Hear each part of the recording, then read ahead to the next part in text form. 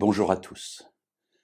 Nous allons aujourd'hui commencer une petite série de 5 méditations du matin sur une rencontre que Jésus a eue un jour avec un jeune homme qui est qualifié de jeune homme riche. Nous trouvons ce récit dans l'Évangile selon Matthieu au chapitre 19 et nous allons essayer de comprendre le cheminement de Jésus et le cheminement de ce jeune homme. Lisons, si vous le voulez bien, le début de ce récit. Matthieu chapitre 19, verset 16. Alors, un homme s'approcha et dit à Jésus, « Maître, que dois-je faire de bon pour avoir la vie éternelle ?» Il lui répondit, « Pourquoi m'interroges-tu sur ce qui est bon ?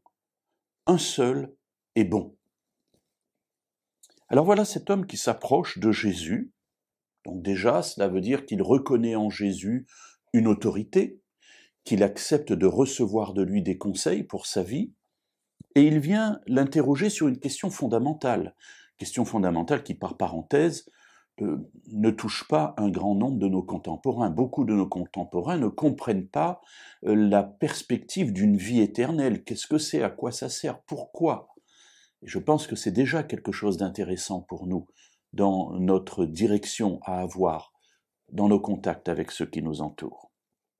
Alors lui, il l'interroge, parce que cette perspective, ce désir de participer, de vivre la vie éternelle, il l'a, et il lui dit, « Que dois-je faire de bon pour avoir la vie éternelle ?»